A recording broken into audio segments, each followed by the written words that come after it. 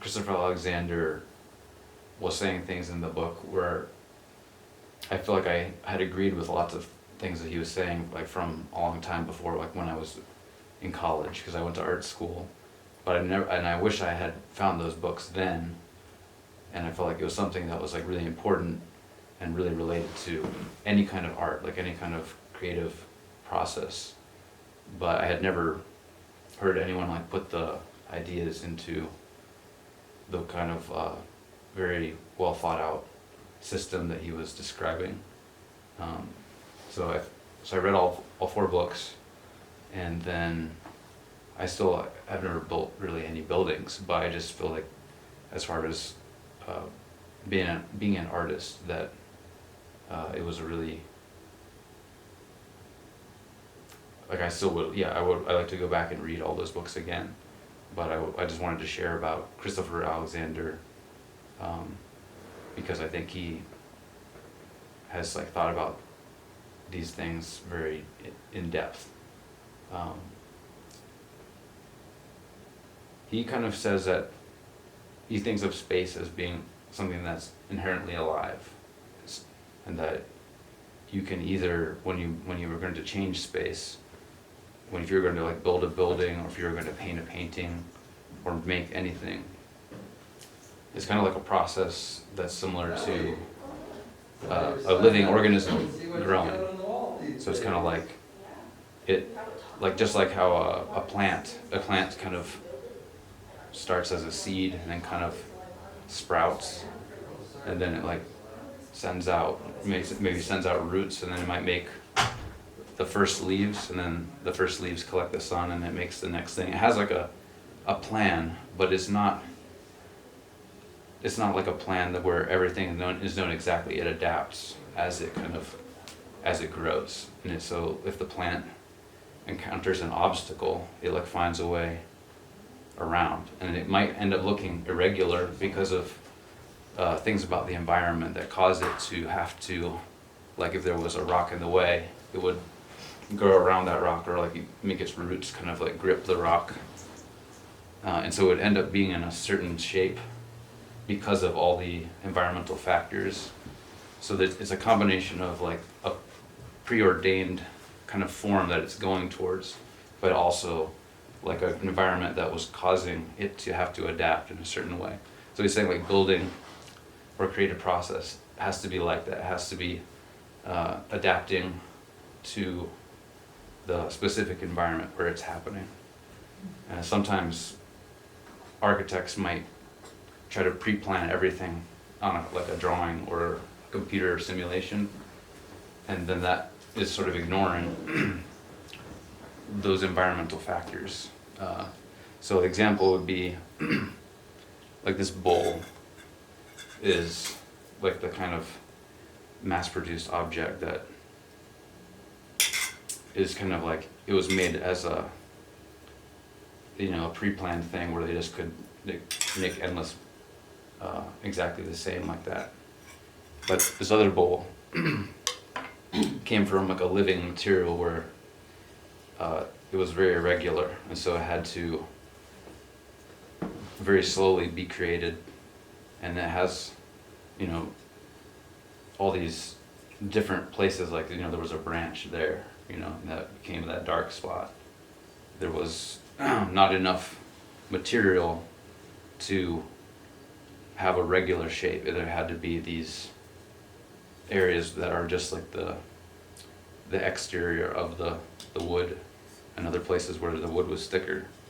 So it is irregular, but it's also relatively symmetrical. There's a lot of things that are close to symmetrical, but you'd say like the quality that this bowl has that this one does not have is roughness. And so that's one of the characteristics that Christopher Alexander, he sort of created this idea of like 15 properties of living structures or living things. And so like when anything develops in this natural way, you start to see these 15 properties. And I'll just read what the properties are. One is levels of scale. So that's like how, there's different sizes. Like there's an oval here that's similar to this oval, but they're related to each other, but they're different sizes. There's like another oval there. This one also has levels of scale in the same way. It has that circle and this circle.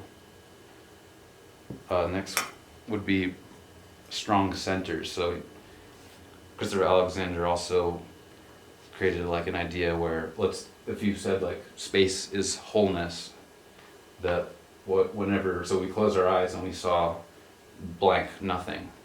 But then right when you have a rectangle, you already have implied centers. So when you have a rectangle, or like in this rug, there's a middle because of the corners and the lines there. And because there's a point here, there's also lines like that and lines like this.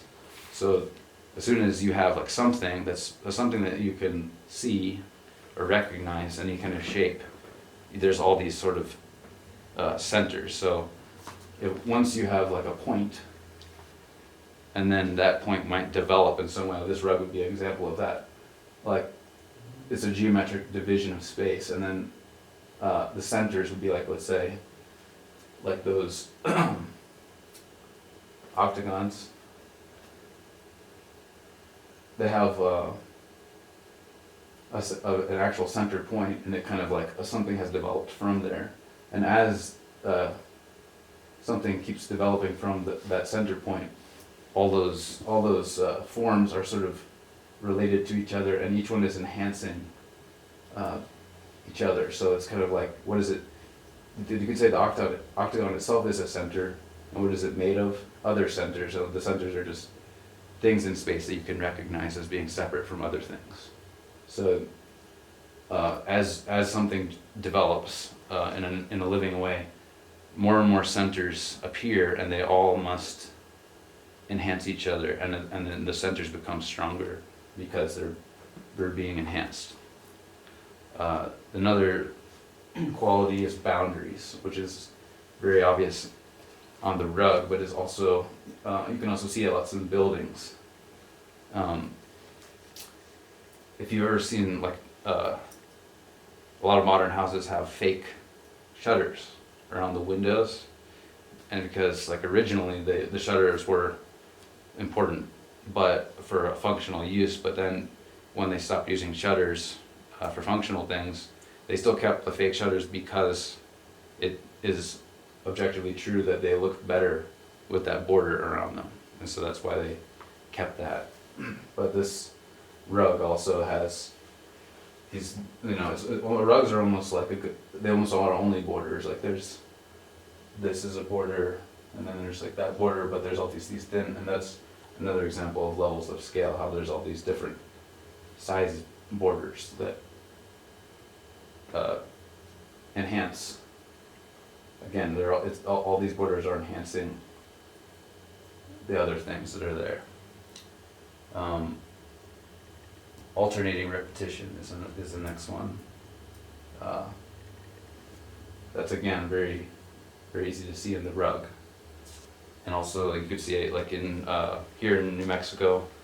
A common thing the buildings have are the pillars with the space in between them. That would be a good example of that. Another quality is positive space. So positive space is kind of like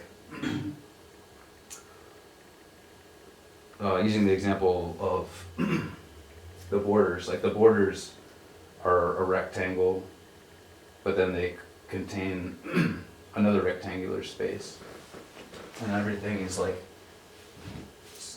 you could think of it as like everything has a sort of like living things tend to push outward. They tend to they're growing. They have like a almost like they're growing out like this. So positive space is like that quality of how things are they're not being squished. They're kind of like growing out like that. Good shape. Good shape is similar to that, where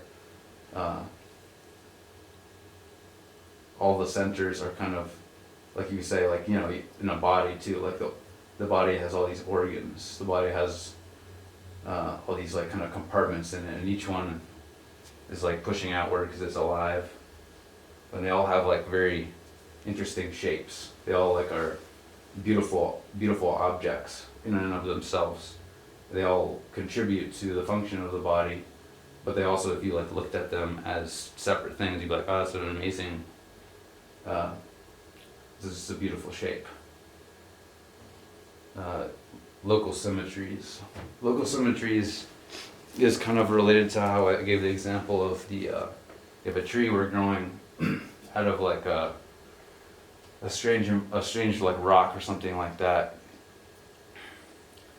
a rock that kind of made it do something weird, made it kind of like so it couldn't grow straight. It would have to contort itself, but it still wants to be symmetrical. So it still puts its branches out, kind of like either alternating or opposing themselves, and the leaves would still be in a very organized way, but it might not be totally symmetrical, but there would be as much symmetry as possible. And similarly, if you looked at old cities, the buildings themselves are symmetrical, but because of how they're placed in relation to each other on ground that may be quite organic and not, it's not just like they didn't just level out a whole place and it was totally flat and put a grid there. So there's like, might be winding streets on like a mountain or something like that. But the structures themselves are symmetrical. So it's not absolute symmetry as if it was in a computer program, but it's as much symmetry as is possible as an irregular environment allows.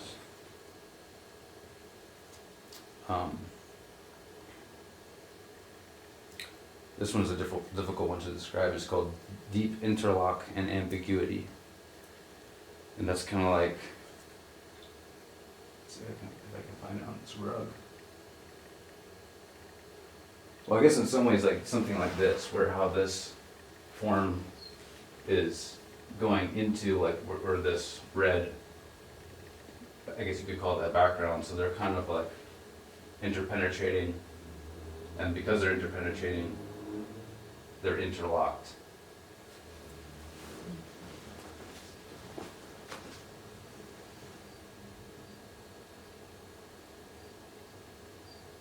So sometimes like also buildings kind of like are meshed with the environment around them. Some kind of way like that. Contrast is another quality that he describes. So again, like if everything was one color, then it would be no contrast. But because of the difference in value and all these colors, then you can differentiate the objects. So that's, I guess contrast is just sort of, what was there? Gradients. Gradients, that's one you could see a good example of that in buildings would be if you make a building that has like windows that have like those kind of little, what do you call them? Like these like little changes in like the little steps. Then when the light hits the object, you get like gradients. So gradients is often caused by the form of the object itself and how light hits it. In this rug, I can't really describe where gradients would be. Roughness is the quality that I was mentioning before. Roughness is especially important now because of the like mechanical ways that most things are produced. It makes it possible to make objects like this that have no roughness at all. But now people like greatly appreciate if there's any roughness because it's kind of relatively rare. Like if you looked at the columns that they have, the round columns, those columns would be even more beautiful if they had been carved with tools that left those tool marks, but often they used a mechanical way to smooth them, so that decreases the roughness of the pole.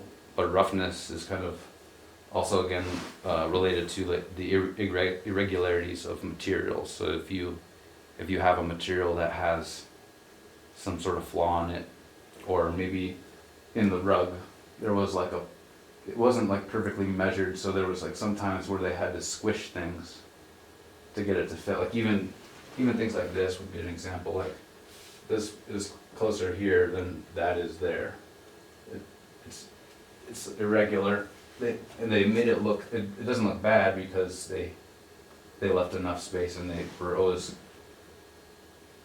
trying. They always were making it in a way that looked good, but it's still not. It's not like exactly measured. They had to squish things. They had to change things to get things to fit.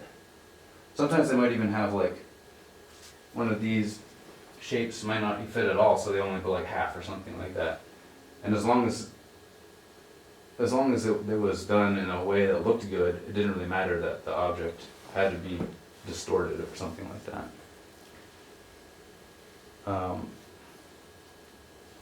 Echoes is another characteristic. So I guess a lot of times that's kind of related to alternating repetition, but a lot of times in any kind of art or living object, there'll be similar shapes recurring, and that could be also combined with levels of scale. So there could be a shape that's, there's an octagon that's big, there's an octagon that's small. There might be other things that are similar, like these.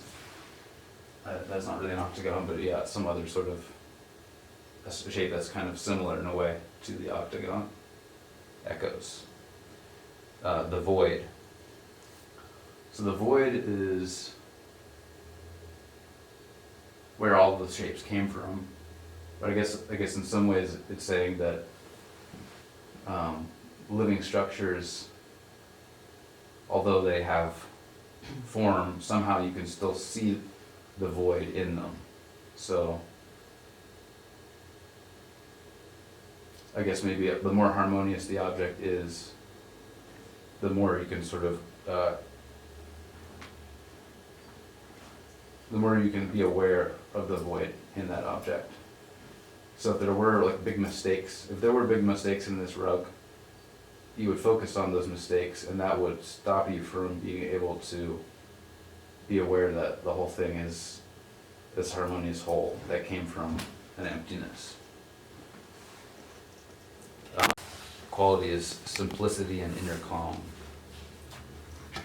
I guess that would be related because the void is naturally calm. So when the void is there, and like also objects that are, I guess this is almost like the Marie Kondo kind of thing. She talks about like, if you want to like evaluate the things that you have, you would like look at them and say, does this object give me joy? And I feel like that's a large part of like the process that Christopher Alexander is talking about. How do you make decisions on like, is this better or worse? If you could tell your feelings about the thing, like the objects that have life naturally are pleasing, they naturally are calm.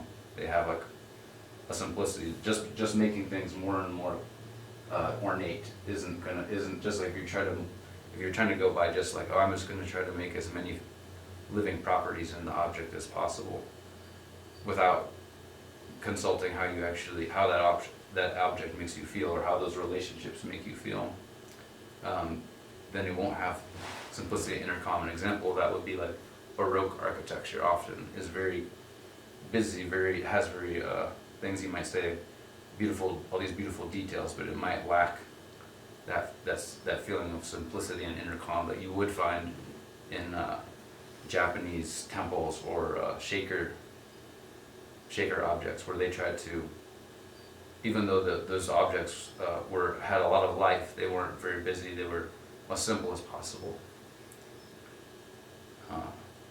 The last quality he talks about is non-separateness. So that I guess is these last three are the void, simplicity, and inner calm, and non-separateness are sort of like pointing to how this whole this whole idea, all this whole process is related to, again, like that kind of meditative state where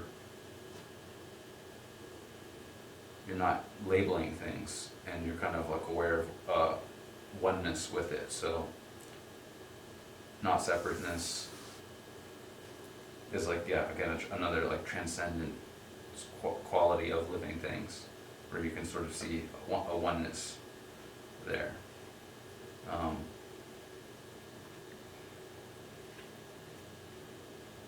So I guess as specifically to building, like the difficulties of building often are related to the fact that the building has to be, like this isn't so, like Christopher Alexander was a collector of rugs, and this might be one that he collected. So it's a great, rugs and two-dimensional things in general are a great training ground for learning about spatial relationships and being able to create very pleasing forms. But when you have to make a three-dimensional object that you have to be inside, that has to be functional, that's a different level of difficulty. So the way that he recommends doing things with building is before like committing to some sort of something, you have to be able to sort of have different options. So you can sort of say, like, is the door going to be this wide, or is it going to be that wide? And so you kind of like have to go through a process of like when you go to the optometrist and they say, is it better 1 or 2? Is it better like this size or that size? So Christopher Alexander is someone who did a lot of like maquettes, and sort of like he would sometimes build things in cardboard and look at it and like say, should it be this wide or that wide? Should it be this tall or that tall? And then he would use like his feelings about it to determine. So it's again, it's about, he might make a room but not divide it up until he's actually standing in that big room and saying, well, if I imagine dividing this space up, can I do that in a way where every room feels good? If you were to like try to do all that on a computer ahead of time without being in the space, some architects would say that they have enough experience to be able to know what it would be like just by drawing it or having it on a computer. But Christopher Alexander would say, no, you should do it as it's actually being built. So that's kind of also how, I guess in the past, maybe before they had things like CAD and things like that, that's how they would have done it. And that also gives you the ability, like if you say you're in the room and you're like, oh, where the window should it be? When you're in the room, you can more easily imagine where the window should be than if you were just trying to imagine the entire building all at once.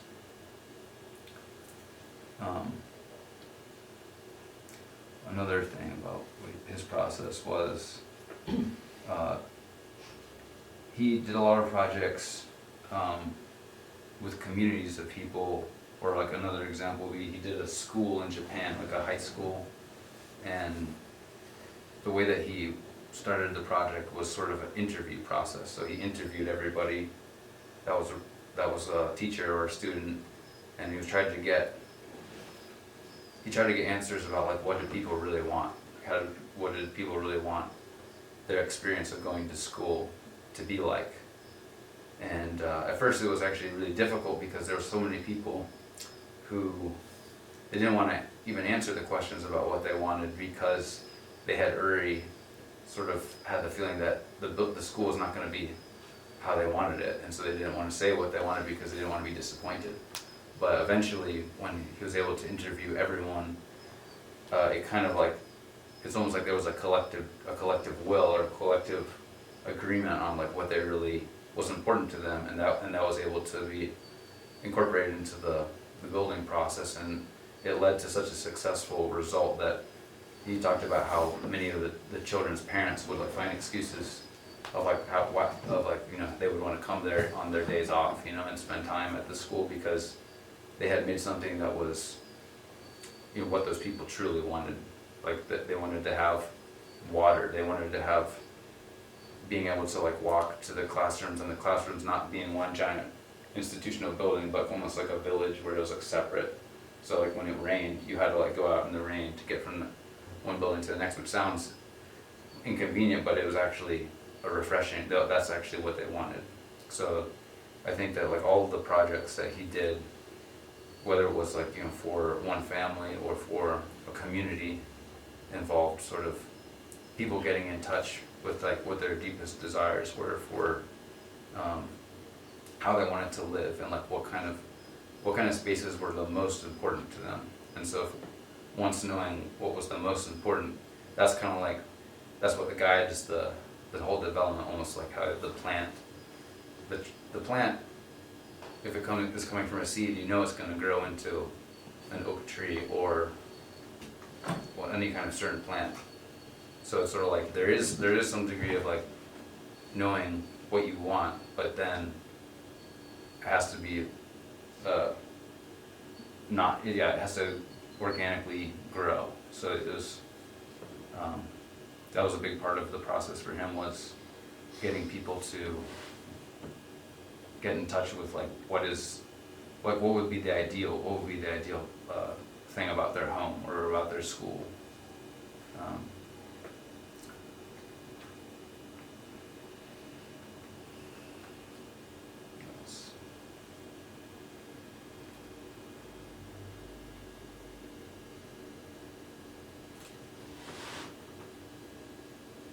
So any questions anyone has?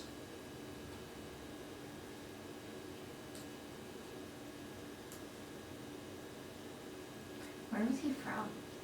He was technically Austrian, but he was he lived, I guess, in England and also the United States, but his family was from England. Mm-hmm. But I think he lived in Berkeley the longest. Mm-hmm. Reminds me a little bit, prior to that, Rudolf Steiner Mm-hmm. and his approach toward architecture integrated with entire collectives. I visited one of the Steiner farms called the Camp Hill Farm in western Pennsylvania. And the entire community is made of what we would call disabled people, Mm-hmm. Down syndrome, Mm-hmm. all of that. I was a good friend with the manager, who was a manager. So it was very interesting dealing how he dealt with everything, not just the buildings that people lived in, the moon cycles. Everything was integrated in. He created what he called anthroposophy, which was a humanizing of theosophy, which came from the Russian and Madame Elena Blavatsky. And so he was Austrian German, and they built buildings based on a similar kind of thing, organic, around people, not around arbitrary designs or limits of materials. And of course that was back in the late 1800s, early 1900s. And eventually I think went to Switzerland, something like that.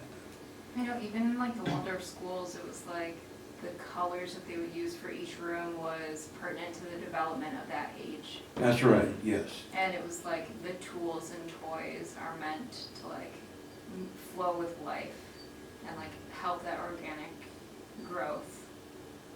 And yeah. And in the idealized versions of what became the Montessori schools, the original Steiner school, the children were engaged in working with materials and building the toys physically themselves. This was the age before computers and the abstraction of ideas. In other words, ideas come through the hands and manual dexterity. So they had a sense of command. That was part of Steiner's education, is that they have a feeling of self-empowerment through command rather than, today kids look on stuff and they become like passive they're just passives, consuming, and they become actually objects of commodification. I mean, there's a whole lot of thing about how the human is becoming a commodified object that just simply consumes stuff. So this is, just reminded me. Yeah, that's Just definitely consciousness a in big terms- part of Chris Alexander. He also advocated the same thing of like where architects should be not simply designing on a computer, but should know about building, should be there, actually doing it, that's helping to build the thing. And that's also too, like empowering all these people like to build their own homes is like really everyone can build a decent building. Like everybody actually does know what is good. People in the past, like very distant past, they had simple lives. They worked a lot. But they had they had beautiful buildings that now we can't really even usually replicate, even though we have all this advanced technology. We've always known enough to do beautiful buildings, and the color thing that you're talking about, the last book of the series, The Nature of Order, has a really interesting section on color theory and his methods of like choosing colors, and he would have again like these sophisticated ways of sort of like choosing color schemes for houses based on kind of like sort of like coming up with good like harmonious proportions or different color combinations, but then finding out what proportions of those colors would be good, because obviously everyone's had the experience of like you like a color, but then if you paint the whole room that color, it doesn't look good anymore. So you have to find it. You would do it like on a small scale, like if I take these colors, I want to use these colors, and then like how much of each of those colors together would be good. And then you would even do something like, if you had the room, instead of painting the room, you would like paint paper and then put it all over the room to see what it's like when you have that amount of that color. Or like, or if it wasn't paint, he would do like, I want to combine like stone, wood, and plaster, but I don't know how much stone, wood, and plaster would necessarily look good in this scale. So he would make tests, and he would just get the blocks that he would be using and the wood that he would be using, and put them next to each other in different proportions, and then based on that say, oh, this is how much of this, and this is how much of that. So a lot of it, is kind of like these tests that he would do. And I knew someone like that also. Another example would be someone I knew was like really, he had this mind, a mind similar to that, where it was like, if he was going to build, he wanted to build these handles for a scythe, like when you mow the grass. But it's actually a very difficult, like, geometric problem to solve, but he wouldn't spend any time making it look good. He would just make them really crappy, like out of like scraps. But he was only just doing it to figure out the proportions and the geometry of it. And then when he had figured that out, he would make it out of a better material. But he wouldn't, other people like me or like other woodworkers, they would like spend all this time like making a beautiful stick, but then the stick doesn't have like the right geometry to it, so you wasted all the time like on something that was less important. What was important was to figure out those geometric relationships. That was the most important, and then when you do that, then you could like do the final nice version. My friend though, he never made anything particularly nice. He just sort of he only cared about the function of it. But I do think that like a lot of times, the beauty of things is part of the function, but you don't want to have things. You never want to have things that's like beauty that's completely separate from the function. Usually the function and the beauty go together. Like that's how obviously everything that nature makes is just like that. Like there's like even birds, you could say birds that have beautiful plumage like the peacocks. You could say, is that functional? I guess it is functional. The little eyes on the end of the peacock, it's still somehow functional, even though it seems like unnecessary, you could say. But obviously nature is making better things than people all the time, as far as like how beautiful it is, and that's another aspect of it. Like when you're in an environment that's natural, that's a wholesome sort of source of your inspiration and kind of like your training of like, well, what is beautiful. If you live in somewhere like that, it's likely that you'll produce beautiful things. But the more people live in artificial environments that are degraded and not beautiful, then when they make art, it's not beautiful because they never know what beautiful things are.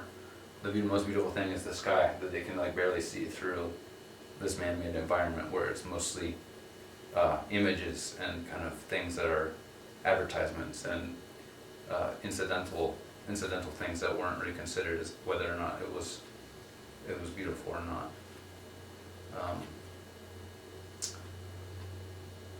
Any other thoughts? Was pattern language one of those? Yeah, so I was going to mention that. So the other books that are very popular by Christopher Alexander are A Pattern Language and The Timeless Way of Building. And a pattern language, I guess, has a lot about like different cultures have sort of, you'll see similar built, like usually in places that has a particular way of life or a particular climate.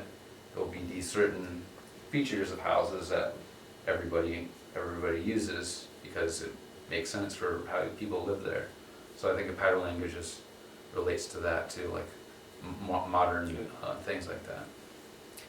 I think has like questionnaires where it can help you to design what you're trying to do by using patterns for specific places. I haven't actually read either of those books, A Pattern Language and The Timeless Way of Building. The only one I have read is the 4-book essay. And the 4-book essay, another part of it is, which would be relate to if someone was very interested in architecture and city planning, he has like his ideas on how would you change, because a lot of places have been, a lot of bad changes have been made to places. Like you would say, like through Taos, like the main road going through Taos is a bad thing. Like the Paseo detracts from the downtown because there's constant flow of traffic that, it makes it hard to cross the street. Like nice cities, like, would have like a main street going through that there was no traffic on it, but it would be very hard to get to that.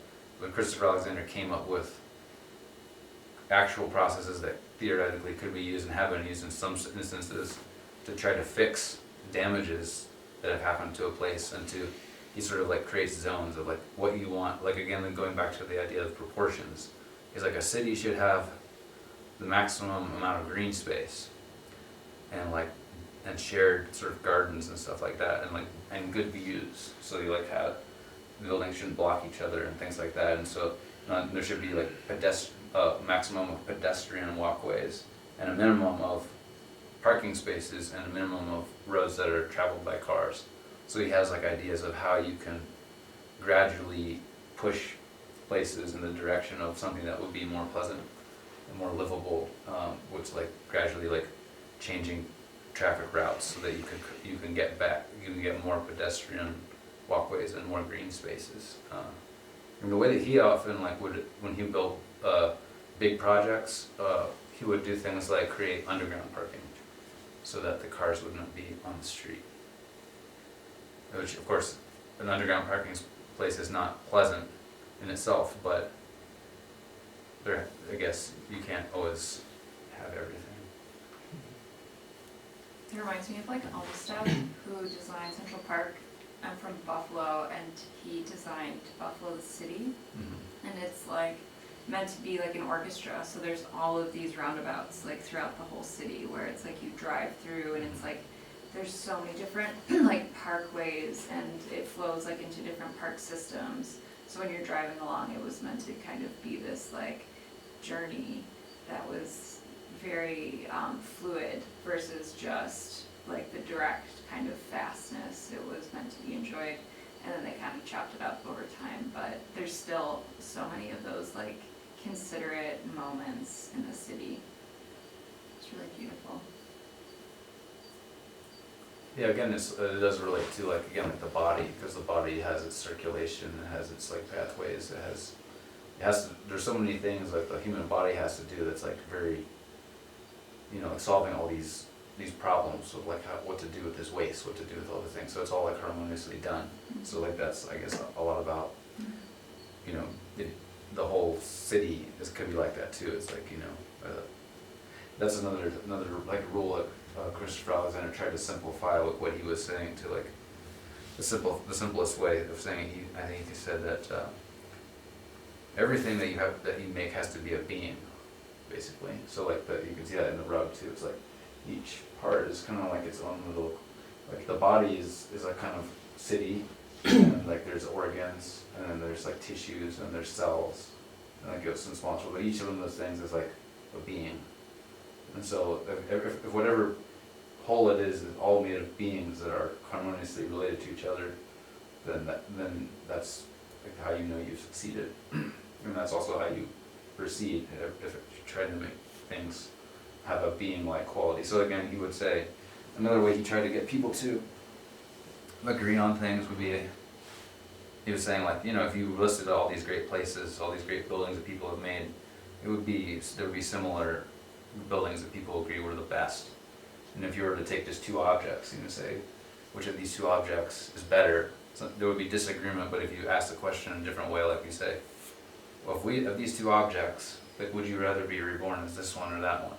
Or he said, for these two objects, which is more accurately a picture of your true self? Then that kind of gets people away from like what ideas they might have, and it puts them more on this level of a shared emotional reaction. Sometimes it takes some time. That's another thing too. Sometimes it takes some time to figure out what you really like. If you put a picture in your house, sometimes you might think you like it, but then after a while you might change your mind, or vice versa. You might have a picture that might grow on you. And so I feel like whatever stays as what you really feel good about is the one that you like more. So that's why I also brought these two sets of objects to say. This will be like this is a very obvious one. Obviously, which of these two sets of things has more life? And in each case, the things on this side have less life, objectively. And if you wanted to count up the properties, the 15 properties in this pile, it would be far less than in this pile, because the processes that were used to create these were more similar to like these natural processes, whereas these are again like a mental projection of like how they took a material and executed it, but it didn't like come from a process like the one that Christopher Alexander is talking about. So like here you have a spoon that was almost just a flat shape. It almost doesn't even have like a three-dimensional shape, because it's just a stamped piece of metal that was, they paid attention to the shape on this side a little bit, and they tried to put like a decorative element, like these little lines. And that's what has happened in a lot of things. Like, is the word decoration has almost become like criticized because it's like decorative put.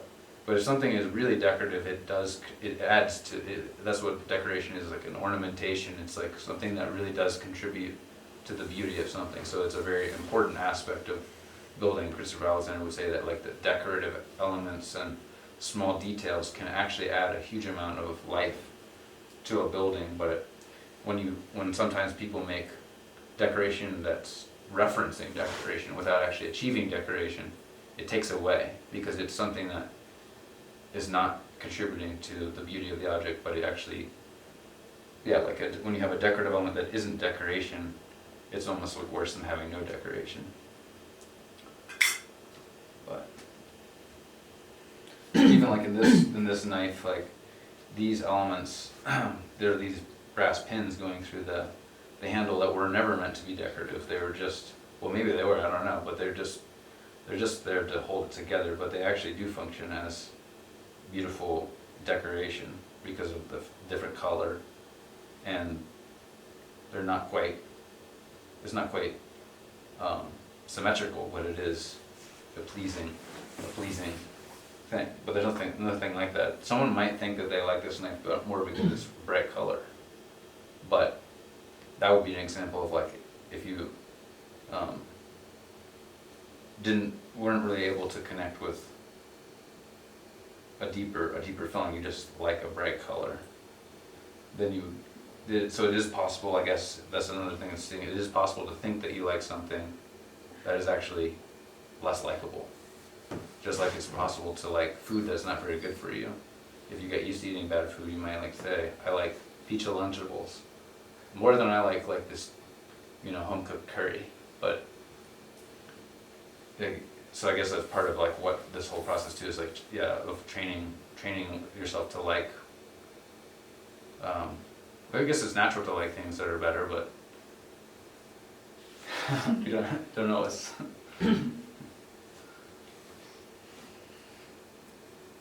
any other thoughts? I thought the last part, non-duality, Yeah. is very profound, connecting that. Because it's to transcend limits of sense of separate self, as it says in the Upanishads, wherever there is an other, fear arises. Mm. So in some sense, non-duality, if one intuits non-duality, it transcends limits, self-imposed limits, even outer limits become presumed that they're outer, but it's all self-imposed in a certain sense. So the transcendence of duality is anything in the environment that enhances the intuition of non-duality serves the general good of the populace beyond anything else. That's the baseline. It's almost impossible to talk about because it's part of a verbal concept. It's just a substrate of being a sense of a separate self, entity, over against everything else. And the fragility of mortality and what that is. So I've never heard any other architect, not even Steiner, talk about directly non-duality on that level. Yeah, a lot of sacred buildings would have that. That's a part of the purpose of like why they're so much That's more exactly right. beautiful than ordinary buildings, is to try to induce that state of awe, that state of sort of transcendence. And I feel like that's also part of something that was, again, like more and more common in the past. Like even normal buildings, like old Japanese farmhouse, had a lot more of that quality.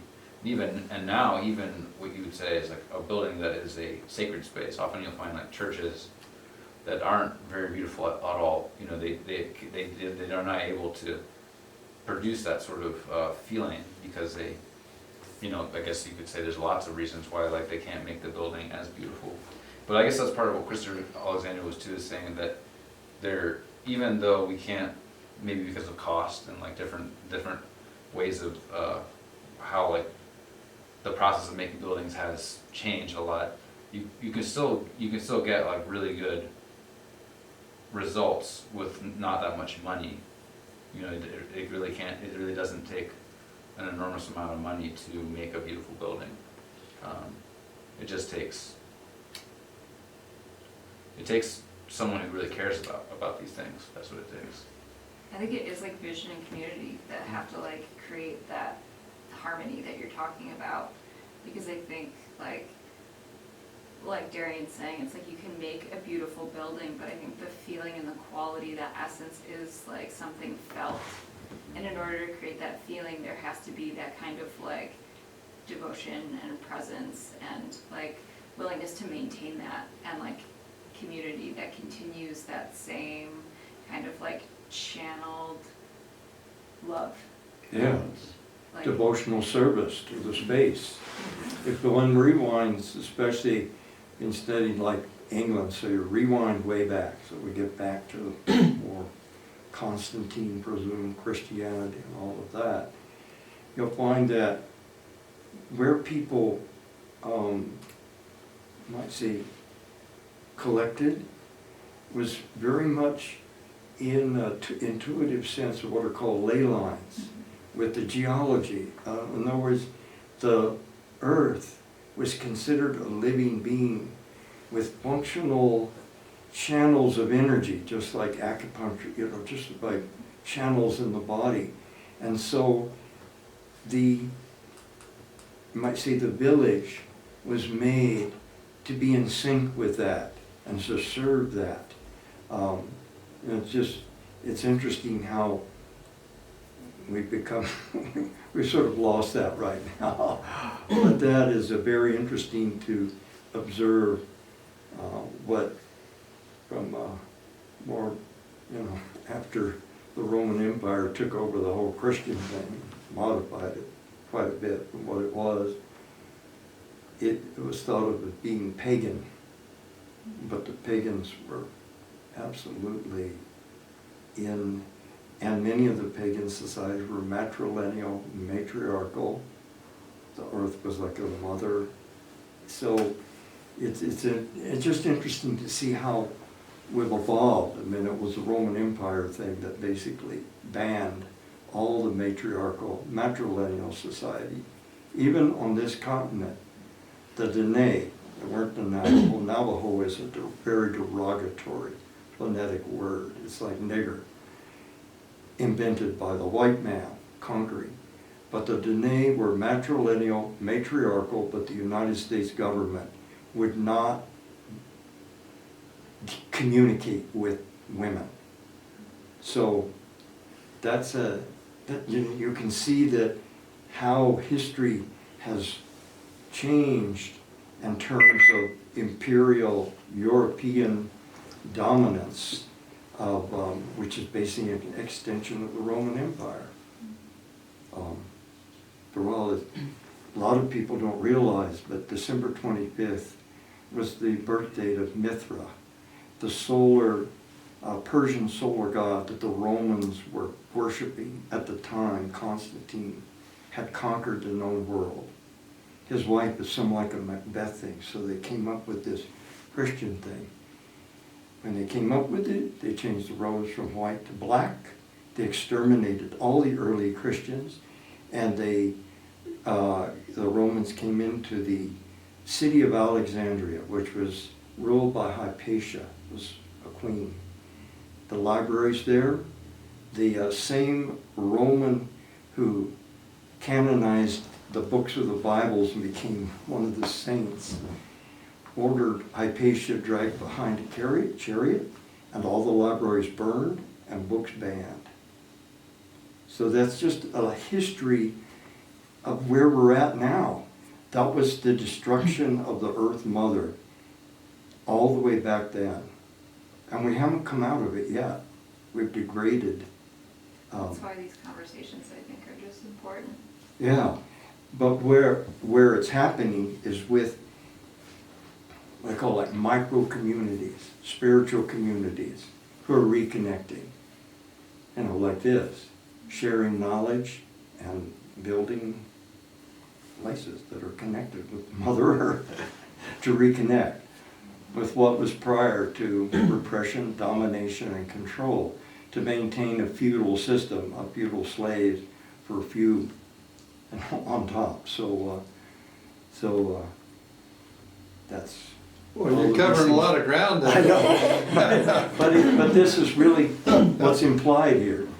The architects working to work architecture that empowers people, not just simply houses them so that they're commodified objects within a social structure. The way that I think about Christopher Alexander too is also like he considered himself a Christian, but I always like to call him a bodhisattva, because I feel like his way of doing architecture was like he really cared that, because he wasn't saying like he wasn't trying to create like a utopia, you know, but he was trying to create an environment where people could feel natural, like how so their life could unfold naturally, and their like joys and sorrows could sort of just like the whole drama of life could just unfold naturally. And that's part of, I think, what like the modern way of building, it makes it very hard to do. Just how like the people were afraid to say what they wanted their school to be like, because they kind of had learned to expect an environment that kind of just wasn't a place where they could be themselves. That's kind of like, that's why it was like he's like a bodhisattva architect. He's kind of like making his whole goal is to make the earth a place where people can can actually live their lives, and like for making architecture for the benefit of all beings, rather than a lot of times I think all kinds of these artistic professions, it becomes about making making your name and making fame. And I feel like that's, again, a big part of like, how can you make things that are beautiful? You have to remove the egoic motivations for doing these things. And so I think that Christopher Alexander, although many people would say he had a big ego, I would say he had the right motivation as an architect, and like he really cared about like about making something that people love, like a place that people love to live, you know. And I think that's like when you have a motivation like that, whatever practice it is, whether it was writing or anything, it's just like that's going to make it so that your work will benefit other people when you have that kind of bodhisattva desire to really to be of service, to really do something for the good of others, which is ultimately for your good. But I think that's what I would say as the last statement about Christopher Alexander.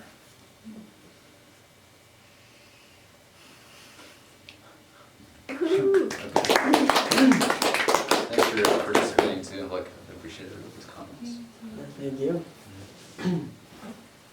Yeah,